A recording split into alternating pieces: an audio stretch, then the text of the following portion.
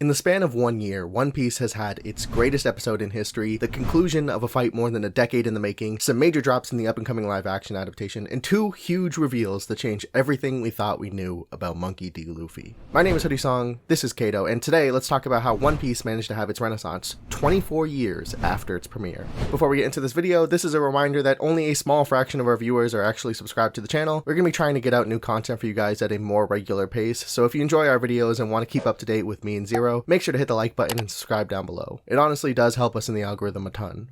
The One Piece manga was published for the very first time in 1997, well over 20 years ago. With over 1,000 chapters and nearly as many episodes, an outsider may look at the franchise and reasonably conclude it's a drawn-out, poorly planned waste of narrative space. Even a long-running anime like Naruto had the decency to end before completing its second decade. For these non-fans, the ones who've never seen a single episode or read a chapter of the glorious gift that is One Piece, the idea that the series is good is hard to believe. But the idea that 2022 was the best year for One Piece in history would be unfathomable. And yet, here we are. The One Piece anime has been a controversial topic in the overall fandom. To say that the anime isn't the reason One Piece is the phenomenon it is would be a lie. Anime reaches a wider audience than manga ever could, and One Piece would not have become the culturally dominating force it is now without the accessibility of the anime to people around the world. But for as much as the show has done for the series, it still manages to be the laughingstock of anime adaptations for quote-unquote how poorly it brings the manga to life. With nearly a 1 chapter to 1 episode adaptation ratio, the complaints of pacing aren't unfounded. But as someone who got into the series through the anime, I'd never toss it aside in its entirety. The anime has been responsible for giving us some of the greatest moments of the series and bringing them to a heightened experience that the manga could simply never hope to achieve. One such example of this occurred just recently when One Piece premiered its greatest episode to date, Straw Hat Luffy,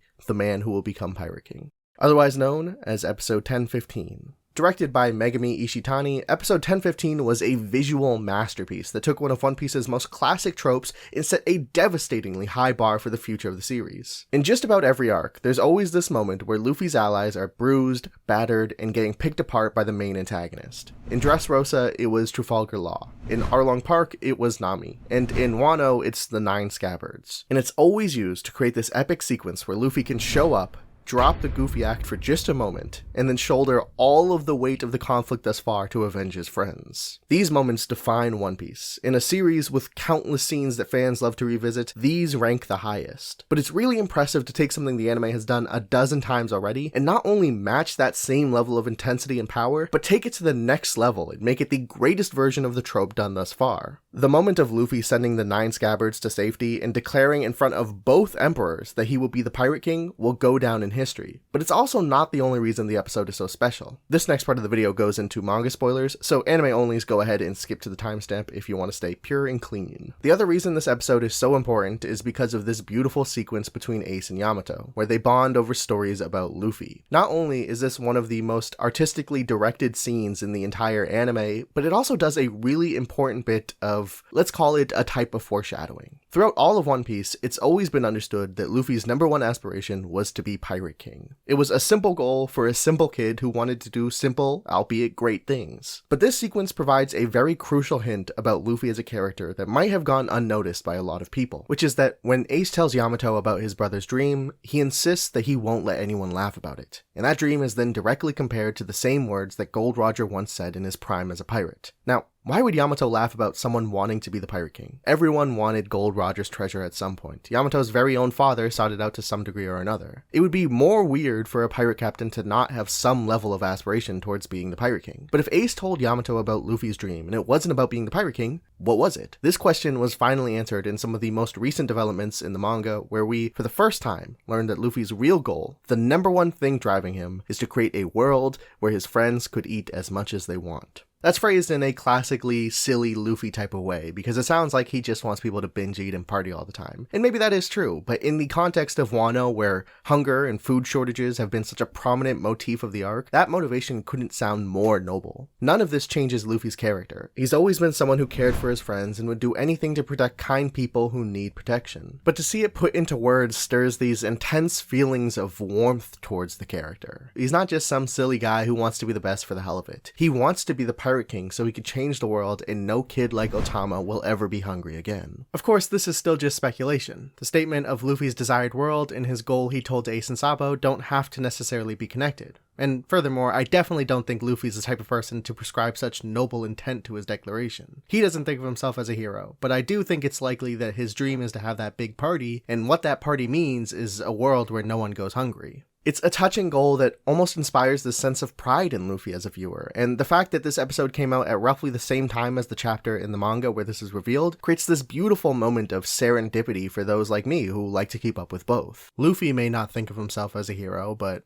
I certainly do. There's this bittersweet feeling as we approach the end of Wano. It really feels like the end of a massive journey, considering that the island was potentially teased all the way back when we met Chopper through Dr. Hiralick's Land of the Cherry Blossoms. But small references aside, Wano really started to get built up in the midst of Punk Hazard, when Law and Luffy joined forces to take down an emperor. That was hundreds of episodes ago, almost 10 years if you were watching it as it came out. And to see the end of Wano in sight, and to know that this could potentially mean the end of One Piece not so far ahead, it's definitely this weird sense of gratitude and melancholy all at once. But if you are a massive fan of One Piece, the series ending might not be the end of the franchise, considering we have one of the most expensive TV shows made in history coming up right around the corner. The One Piece live-action adaptation is truly one of the most unfathomable ideas in history to me. Now, I'm not saying it's going to be bad, but if you asked me to pick an anime that just could not be translated to live action, One Piece would be one of the first on my list. It's a story that's just so baked into this cartoon-like aesthetic, and I'm not even convinced that Luffy's Devil Fruit can be done in a way that doesn't look ridiculous. But the fact that they are shelling out so much money, reportedly 9 to 10 million per episode, does inspire a lot of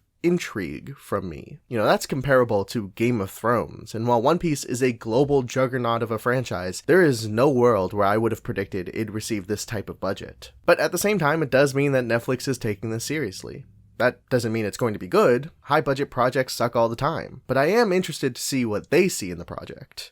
One of the things that I haven't seen people talk about is that you cannot spend 20 years telling this story. The actors will age out of their roles way quicker than that. How long before the guy playing Luffy can't pull off an 18-year-old anymore? So it must be in their plans to truncate the story as much as possible, which seems true based on the fact that the first season will jump straight to Arlong Park. But if you estimate that these actors can play these characters for 5-7 years, then is there a world where the One Piece live action show shows us the One Piece before the anime does? And how do you tell the spirit of the story in 5 seasons? Now, I know a lot of people fear change, but I actually find it really, really interesting. I want to hear that adaptations of my favorite stories are getting crazy and bold, because I will always have that original thing. I love to see a new take and to hope it can impress me in some weird way, knowing that if it doesn't, I could just load up the actual anime or manga and continue on as if it never existed. I have extremely strong doubts that this live-action One Piece can work, and if you were to ask me to bet, I would almost guarantee this show fails. But I think a lot of the set teases that they've been doing recently really pique my interest, so I will almost certainly be eagerly awaiting for the series to drop. What about you though? Are you excited for the One Piece live action show? How do you feel about Wano coming to an end? Let me know in the comments down below, and make sure to hit the like button if you like this video. Before I go, I just want to give a quick shout out to all of the incredible patrons over at patreon.com/KatoYT. We're super active in our patron Discord server, occasionally throwing some late night anime and movie watch parties, so if that's something you're interested in, pledge just a single $1 to get an invite. I also write and produce a couple different webcomics, which you can read over on Webtoon Canvas. You can follow the channel's Twitter at KatoBeyond, or my personal one at hoodie_writes. Links to everything will be in the description. Again, my name is Hoodie Song, this is Kato, and thank you for watching.